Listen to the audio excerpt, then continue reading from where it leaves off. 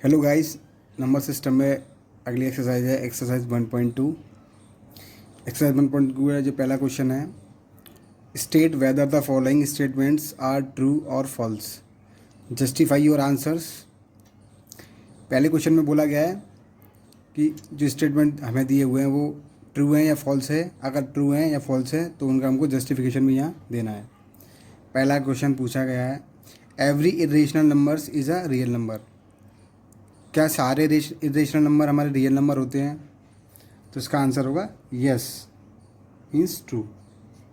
Every every irrational number is a real number. अब इसका reason, इसका जस्टिफिकेशन है बिकॉज रियल नंबर्स होते हैं वो बेसिकली रैशनल और इरेशनल नंबर का कलेक्शन होते हैं।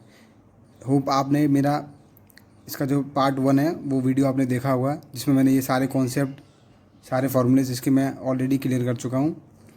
तो आई होप आपने वो वीडियो देखा होगा। अगर नहीं देखा है तो इस वीडियो को पहले जाके देख लीजिए। इस वीडियो का लिंक मैं नीचे डिस्क्रिप्शन में डाल दूँगा। तो इसका जस्टिफिकेशन होगा, real numbers is the collection of rational and irrational number. जो रियल नंबर होते हैं वो हमारे रैशनल और इरेशनल नंबर का कलेक्शन होते हैं। नेक्स्ट बढ़ते हैं अपने क्वेश्चन नंबर 2 की ओर। Every point on the number line is of the form of √m where m is a natural number. Means इस क्वेश्चन में ये बोला गया है कि नंबर लाइन पे जितने भी पॉइंट्स होते हैं वो हमारे √m की फॉर्म में होते हैं, वेयर m एक नेचुरल नंबर है। तो इसका आंसर होगा फॉल्स, नहीं। बिकॉज नंबर लाइन पे जो ये हमारी एक नंबर लाइन है, यहाँ हमारे मिडिल में 0 होता है, इधर 1 2 3, इसी तरह से ये आगे बढ़ते जाते हैं, -1 -2, इसी तरह से ये आगे बढ़ते हुए जाते हैं। तो ये जो पॉजिटिव नंबर होते हैं इनको तो हम √m की फॉर्म में रिप्रेजेंट कर सकते हैं, बट जो नेगेटिव नंबर्स होते हैं इनको हम √m की फॉर्म में रिप्रेजेंट नहीं कर सकते हैं। सो इसका answer, negative numbers can not be expressed as the square root of any other numbers. Let's move on question number 3। Every real number is an irrational number. सारे real number irrational number होते हैं। Again इसका answer होगा false, because जैसा कि आपको पता है real number basically is the collection of rational number and irrational numbers. So every irrational number is a real number, ये नहीं हो सकता because real number basically rational और इरेशनल दोनों ही नंबर्स का कलेक्शन होता है। Real number is the collection of rational and irrational number. So hope आपको ये क्वेश्चन नंबर फर्स्ट के तीनों सब पार्ट्स इजीली समझ आए होंगे। Next move on to the question number 2। Question number 2, are the square roots of all positive integers irrational. सारे positive integers के स्क्वायर रूट क्या इरेशनल होते हैं? इफ़ नॉट, यदि नहीं, give an example of the square root of a number that is a rational number. यदि ऐसा नहीं है तो एक एग्जाम्पल की हेल्प से ये बताइए कि किसी भी नंबर का स्क्वायर रूट लेने पर वो एक रैशनल नंबर होगा। तो जैसा कि आपको पता है जो हमारे रियल नंबर्स होते हैं वो होते हैं 1 2 3 4 5 6 7 8 9, इसी तरह से कंटिन्यू रहते हैं। तो अगर हम कंसिडर करते हैं 4 एंड 9, तो फर्स्ट ऑफ ऑल इसका जो आंसर है वो है फॉल्स, बिकॉज अगर हम नंबर लेते हैं 4 अगर हम इसका स्क्वायर रूट निकालते हैं तो 4 को हम लिख सकते हैं 2 × 2।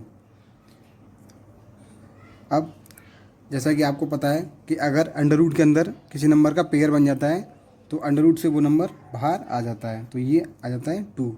मीन्स अगर हम 4 का स्क्वायर रूट लेते हैं तो वो आता है 2, जो कि एक हमारा रैशनल नंबर है, इरेशनल नहीं है। इसी तरह से अगर हम एक और एग्जांपल लेते हैं, 9 का स्क्वायर रूट लेते हैं तो it 3 × 3 and it becomes 3। Means under root 9 का स्क्वायर रूट लेने पर ये आता है 3। तो 3 भी एक हमारा रैशनल नंबर है, बिकॉज इसको भी हम p अपॉन क्यू की फॉर्म में रिप्रेजेंट कर सकते हैं बाई 1। तो इस एग्जांपल की हेल्प से हम इस कॉन्सेप्ट को समझ चुके हैं कि square root of all positive integers are not irrational because सब नंबर्स बिकम रैशनल। और एग्जांपल हमने आपको अभी बताया under root 4 and under root 9, जो कि आया 2 और 3। सो होप आपको ये क्वेश्चन नंबर 2 समझ आया होगा।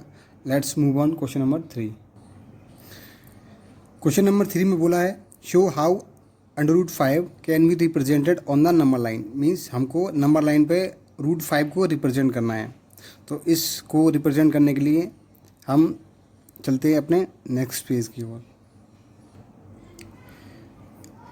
अंडर रूट 5 को रिप्रेजेंट करने के लिए हमको इस ज़रूरत पड़ेगी एक स्केल की। सबसे पहले हम एक नंबर लाइन ड्रॉ करेंगे।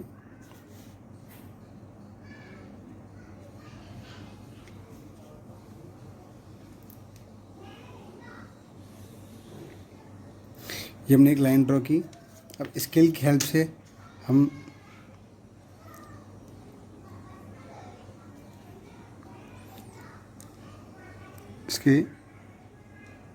इसको लेट मी ड्रॉ मोर।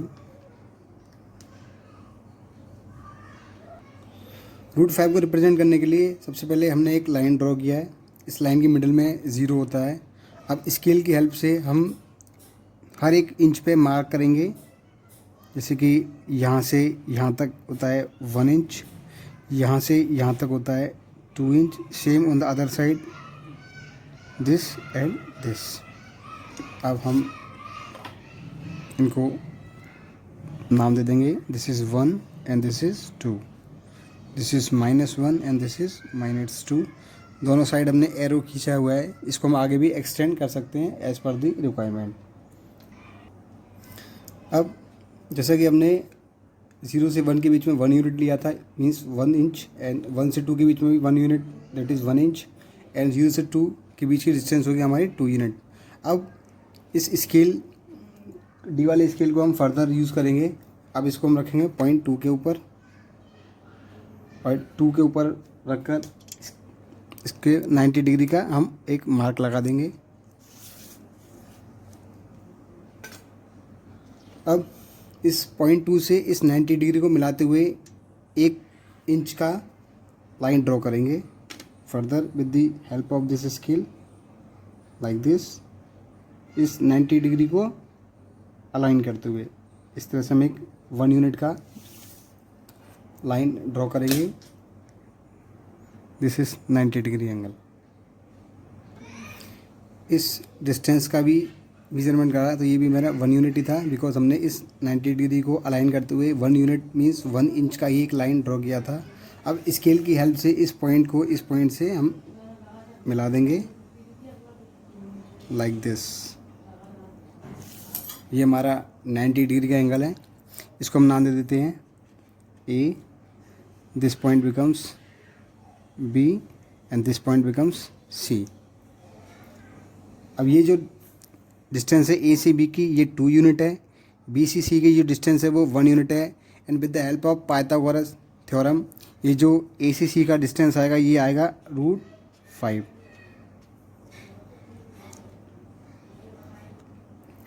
अब ये जो ए से सी का जो डिस्टेंस है वो √5 है, बट ये इस नंबर लाइन पे कहीं भी लोकेट नहीं है। तो इसके लिए हम इसको यूज़ करेंगे इस कंपास का। इसको हम पॉइंट ए पर पॉइंट करेंगे और दूसरा पॉइंट इसका सी पर रखेंगे लाइक दिस। और इस डिस्टेंस का या इस रेडियस का एक आर्क इस नंबर लाइन पे हम खींच देंगे। ये इस नंबर लाइन को जहाँ टच करेगा उस पॉइंट का नाम हमने दे दिया डी। अब ये जो डिस्टेंस है ए से डी की ये भी √5 के इक्वल आएगी, बिकॉज ये दोनों ही इस आर्क की रेडियस हैं।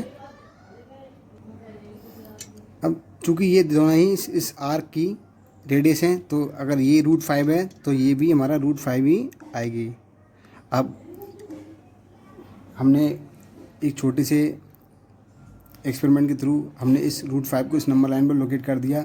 अब ये वैल्यू रूट 5 ही क्यों आएगी, इसको हम समझते हैं with the help of Pythagoras theorem. अब पाइथागोरस थ्योरम को समझने के लिए सबसे पहले हमें एक राइट एंगल ट्रायंगल ड्रॉ करना पड़ेगा। ये भी हमारा 90 डिग्री का एंगल है। इस ACC को बोलते हैं हाइपोटेनियस, इस AB को बोलते हैं बेस एंड BC को बोलते हैं परपेंडिकुलर। 90 डिग्री के सामने का जो साइड होता है उसको हाइपोटेनियस बोला जाता है, इस साइड को बेस बोला जाता है, और जो खड़ी हुई जो साइड है इसको परपेंडिकुलर बोला जाता है। अब पाइथागोरस थ्योरम्स जो वो है ये कहता है कि हाइपोटेनियस का स्क्वायर इक्वल होता है बेस के स्क्वायर प्लस परपेंडिकुलर के स्क्वायर के बराबर। अब हमने ACB का जो डिस्टेंस लिया था वो हमने 2 यूनिट लिया था, B से C का जो लिया था हमने वो 1 यूनिट लिया था। तो let's put this value h square equals to 2 का स्क्वायर प्लस 1 का whole square. It becomes h square, this becomes 4 and this becomes 1, that is h square equals to 5 and h square root हटाएंगे तो square हटाएंगे तो root लग जाएगा, this becomes root 5।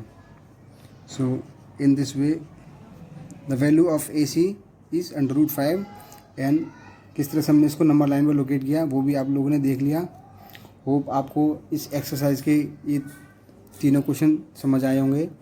अगर आपको इन क्वेश्चन को समझने में किसी तरह की प्रॉब्लम फेस हो रही है तो पहले इसके जो 2 वीडियो अपलोड हो चुके हैं आप उनको जाके पहले देख लीजिए, इसकी लिंक मैं डिस्क्रिप्शन में डाल दूँगा।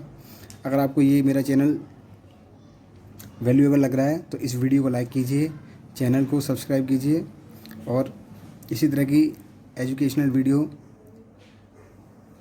के लिए हमारे चैनल से जुड़े रहिए। Thank you.